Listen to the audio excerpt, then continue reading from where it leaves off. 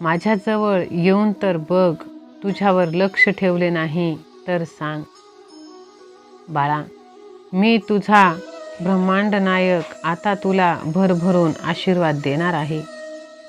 तुला ज्यांनी त्रास दिला आहे ते सुद्धा आता पश्चाताप करणार आहेत.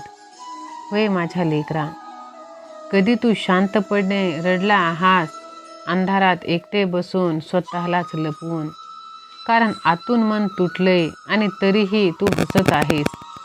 मग मनात विचार येतो, मी खरंच कमजोर आहे का? पण माझ्या लेकरा, तू मुळीच कमजोर नाहीस. तू फक्त थकलेला आहेस. जगाला नाही तर स्वतःला सिद्ध करण्यासाठी लढता लढता तू थकलेला आहेस. रोज आपल्याला थोडं थोडं करून तोडत असतं. कधी स्वप्न तुटतं, कधी विश्वास, तर कधी आपण स्वतःवर नाराज होतो. मानसिकदृष्ट्या मजबूत करणारा तो प्रत्येक वेळी पडतो आणि पुन्हा उभा राहतो. तो तुटतो पण मोडत नाही, कारण त्याचं मन जाणतं की वादळ कायम येत नसतं. म्हणूनच बाळा, मी आज काही अशा गोष्टी सांगणार आहे जे तुझ्या मनासाठी औषधासारखे काम करणार आहे, जे तुझ्या हारलेल्या मनाला पुन्हा जिवंत करणार आहे आणि पुन्हा निर्धाराने उभं राहण्याची उमेद निर्माण करणार आहे. जसं पावसानंतरचं स्वच्छ निर्मळ आकाश. आपण रोज हसतो लोकांसमोर, आरशासमोर आणि कधी स्वतःलाही फसवतो. पण या हसऱ्या चेहऱ्यामागे एक अदृश्य वेदना असते, एखाद्या अपयशाची, एखाद्या नात्याची, किंवा त्या एका विचाराची, मी अजूनही पूर्णपणे सक्षम का नाही. आणि हाच तो विचार हळूहळू आपलं मन आतून तोडतो, कोणताही आवाज न करता. पण बाळा, तू विश्वास ठेव, हार मानू नकोस. तुझी साथ मी देणार आहे, प्रत्येक वेळी, प्रत्येक क्षणी. जर माझ्यावरती तुझा विश्वास असेल तर होय स्वामी आई, मी तुझंच बाळ आहे असे टाईप कर. व्हिडिओला लाईक कर, चॅनलला सबस्क्राईब कर आणि शेवटपर्यंत हा संदेश तू ऐक. प्रत्येकजण बाहेरून मजबूत दिसतो, हसतो, बोलतो, काम करतो, जणू सगळं काही ठीक आहे, पण आतून तो तुटलेला असतो. मनाची जखम ही शरीराच्या जखमेपेक्षा खोल असते, कारण शरीराचं दुखणं इतरांना दिसतं, पण मनाचं दुखणं फक्त आपल्याला जाणवतं. रोज शांतपणे. हीच ती वेदना जी आपल्याला हळूहळू मजबूत सुद्धा बनवते. पण चांगली बाब अशी की बाळा, मन कायमचं कधीच तुटत नाही. ते फक्त थकून जातं आणि योग्य स्पर्श मिळाला की ते पुन्हा ताजंतवानं होतं. त्यासाठी तुला माझे ध्यान करावे लागेल, माझे नामस्मरण करावे लागेल. सहमत असाल तर श्री स्वामी समर्थ असा स्वामी नामाचा जयघोष तुम्ही कमेंट बॉक्समध्ये लिहा. मित्रांनो, काही सवयी, काही विचार जे मनासाठी औषधासारखं संजीवनीचं काम करतात आणि आपल्याला पुन्हा स्वतःशी जोडले जातात. मानसिकदृष्ट्या मजबूत जर व्हायचं असेल तर काय करायचं? सर्वात पहिला आणि महत्त्वाचा नियम म्हणजे स्वतःशी प्रामाणिकपणा. कधी असं वाटतं का की आपण सगळ्यांना हसत हसत सामोरे जातो, पण आतमध्ये मात्र काहीतरी तुटलेलं असतं. बाहेरून मी ठीक आहे म्हणतो, पण मनात मात्र विचारांचं वादळ सुरू असतं. हे आपण लोकांपासून लपवतो, पण स्वतःपासून लपवू शकत नाही, कारण आपल्या अंतर्मनाला सर्व काही माहीत असतं. आपण वरवरचं बोलून जगाला फसवू शकतो, पण आरशात बघताना त्या नजरेला खोटं सांगणं अशक्य. म्हणूनच स्वतःशी प्रामाणिक राहणं हे खूप महत्त्वाचं. जेव्हा आपण स्वतःशी प्रामाणिक राहता, तेव्हा देवही तुमच्या मुखातून बोलत असतो. मित्रांनो, हे विचार फक्त ऐकून सोडून द्यायचे नाही, तर त्याप्रमाणे जगायचे आहे. कारण मनाचं पहिलं औषध म्हणजे स्वीकारणं, स्वतःला कबूल करणं की होय, मी थकलोय, मी दुखावलोय, मी अजूनही संपलेलो नाही. तो क्षण जेव्हा तुम्ही स्वतःशी खरे बोलता, तेव्हा हिलिंग सुरू होते, मनाला शांतता मिळते कारण आता ते लपणं थांबतं. विचार करा, एक व्यक्ती रात्री एकटा बसलेला आहे, हातात चहाचा कप आहे, समोर आरसा आहे. तो स्वतःच्या डोळ्यात बघतो आणि पहिल्यांदा कबूल करतो की मी ठीक नाही. त्या क्षणी अश्रू येतात, पण मन हलकं होतं. तो तुटत नाही, उलट पुन्हा उभं राहण्याची ताकद मिळवतो. प्रामाणिकता म्हणजे कमजोरी नाही, तीच खरी शक्ती आहे. कारण जेव्हा तुम्ही स्वतःच्या सत्याला सामोरे जाता, तेव्हा भीती संपते आणि आत्मविश्वास जन्म घेत असतो. खोटं जगणं म्हणजे आत्म्याला कैद करणं आणि खरं जगणं म्हणजे आत्म्याला मुक्त करणं असतं. त्यासाठी तुम्ही ठरवा की तुम्हाला कसं जगायचं आहे. सहमत असाल तर लव यू जिंदगी असे टाईप करा आणि हा संदेश आपल्या प्रियजनांना शेअर करा. स्वामी भक्तांनो, स्वतःला खोटं बोलणं थांबवा, स्वतःशी संवाद साधा, कबूल करा, स्वीकार करा, मनाला बरे आहे ते जाणवू द्या आणि मानसिकदृष्ट्या मजबूत होण्याची सुरुवात इथूनच तुम्ही करा. मित्रांनो, काहीही झाले तरी आपण भूतकाळात जगायचे नाही, भविष्याची काळजी करायची नाही, वर्तमानात जगायचं. कधी असं झाले का की तुम्ही दिवस संपल्यानंतरही एखाद्या जुन्या प्रसंगात अडकून राहिलात? एखादं वाक्य, एखादं नातं, एखादं चूक जे तुम्हाला आतून जाळत आहे, पोखरत आहे.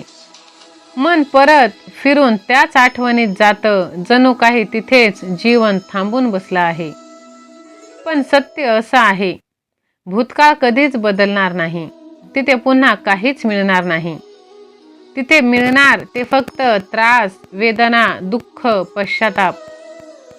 म्हणूनच भूतकाळात रमू नका, भविष्याची चिंता करू नका. मन फक्त वर्तमानातच शांत होत असते. तुम्ही जेव्हा भूतकाळात जगता तेव्हा तुम्ही तुमचं वर्तमान सुद्धा गमावता. मनाला सतत का असं झालं या प्रश्नात अडकवणं म्हणजे स्वतःला दररोज शिक्षा देणं. वाईट वेळेत साथ सोडलेल्या लोकांकडे दुर्लक्ष करा, पण ज्यांनी वाईट वेळेत साथ दिली आणि चांगली वेळ आणून दिली त्यांचे मोल तुम्ही कधीच विसरू नका.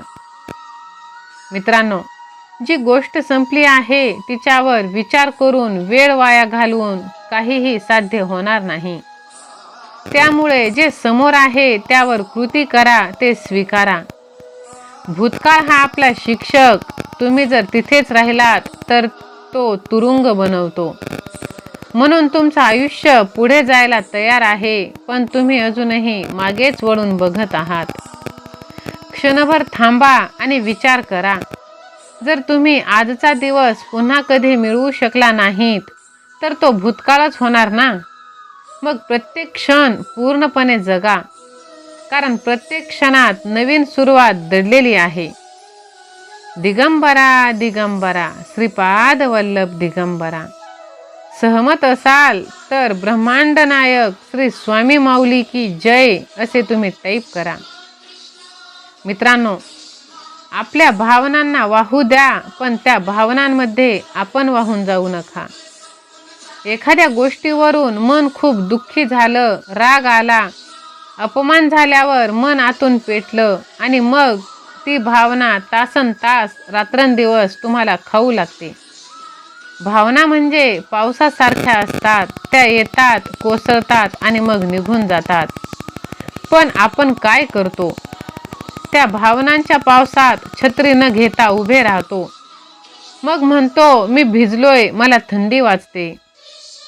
भावनांना वाहू द्या, पण त्यात वाहून तुम्ही जाऊ नका.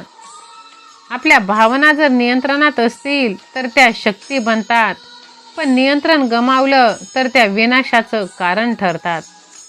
त्यासाठी भावना दाबू नका. तो मानवी स्वभाव आहे, पण त्यांना तुमच्या निर्णयाचं स्टिअरिंग देऊ नका. कारण जसं पाण्याला दिशा हवी तसंच भावनांना सुद्धा किनार हवी असते. जो आपल्या मनावर नियंत्रण ठेवतो तो सर्वांवर नियंत्रण मिळवतो. ही एक गोष्ट कायम लक्षात ठेवा. आपल्या भावना दाटून आल्या तर त्यांना थांबवायचं नाही. त्या अनुभवून घ्या, पण त्यात वाहून जाऊ नका. भावनात वाहून गेलं की मन स्वच्छ होतं, पण त्यात बुडाला तर श्वास घेणं कठीण होतं. एखादी भावना दाटून आली की ती फक्त अनुभवा. जसं आकाश ढग पाहतं, ढग येतात जातात. आकाश कधी ढग बनत नाही. तसंच बना, सजग, विशाल आणि शांत. सहमत असाल तर होय स्वामी आई, मी तुझंच लेकरू आहे असे टाईप करा आणि हा संदेश तुम्ही शेवटपर्यंत नक्की ऐका. माझ्या प्रिय बाळा, आपण काहीही केलं, कोणासाठी कितीही केलं, तुम्ही शांत राहिलात तर लोक तुम्हाला म्हणतील की तुम्ही कमकुवत आहात. तुम्ही बोललात तर म्हणतील तुम्ही घमंडी. तुम्ही यशस्वी झालात तर तुमचं नशीब बलवान. आपण नकळत त्या प्रत्येक शब्दाचं ओझं मनात वाहत राहतो. हळूहळू ते ओझं इतकं वाढत जातं की आपण स्वतःसाठी जगायचं विसरून जातो. म्हणूनच माझ्या बाळा, जग तुला समजणार नाही, कारण तू त्यांच्यासारखा नाही. म्हणून तू स्वतःला बदलू नकोस. ह्या जगात अनेक प्रकारचे लोक असतात. स्वतःचं जीवन स्वतःच्या मर्जीने जगणारे आणि जे इतरांचं मत म्हणून जगणारे.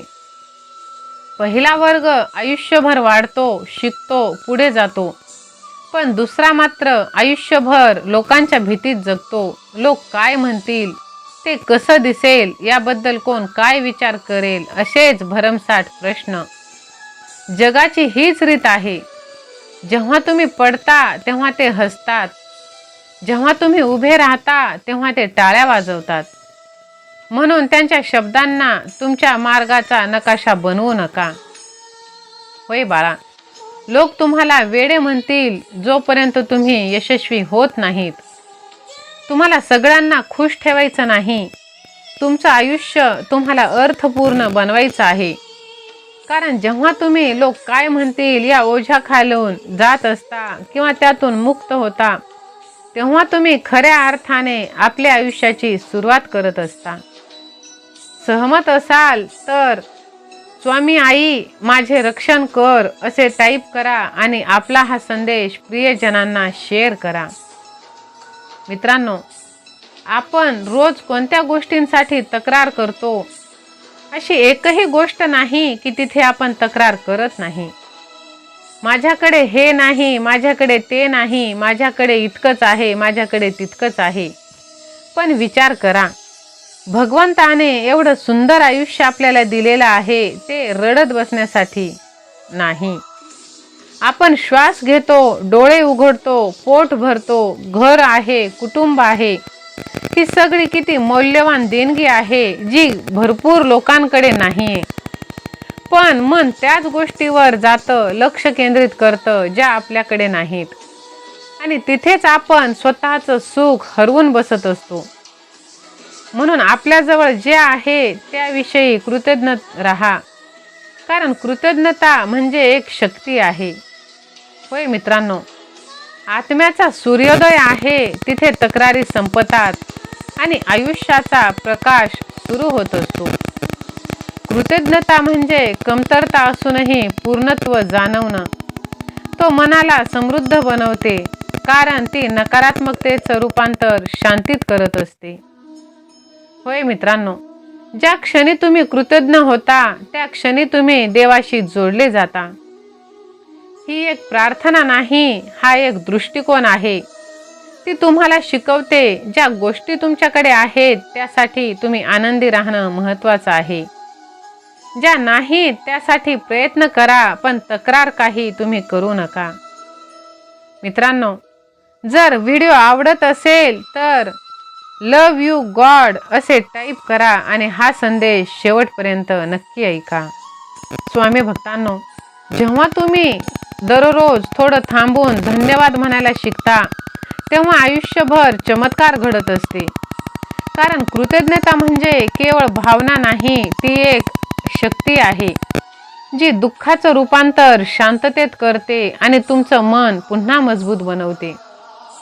त्यासाठी प्रत्येक गोष्टीसाठी कृतज्ञ राहा. होय मित्रांनो, बहुतांश लोक एकटे राहणं म्हणजे दुःख समजतात, पण खरी गोष्ट अशी की एकटेपणा म्हणजे जीवनाचा आरसा. तो नेहमी स्वतःची खरी ओळख पटवून देतो. जेव्हा सगळे आवाज बंद होतात तेव्हा तुम्ही तुमच्या मनाचा खरा आवाज ऐकू शकता. एकटेपणात तुम्हाला कळतं तुम्हाला नेमकं काय हवं आणि कोणासाठी तुम्ही जगत आहात. मित्रांनो, जो स्वतःच्या सहवासात आनंदी राहू शकतो तोच खऱ्या अर्थाने स्वतंत्र असतो. म्हणून त्या शांततेपासून पळून जाऊ नका. त्या शांततेतच तुमची मानसिक ताकद लपलेली आहे. थोडा वेळ या दुःखापासून दूर राहा. लोकांच्या अपेक्षांपासून सुटका घ्या. स्वतःसोबत आपले आवडीचे छंद जोपासा.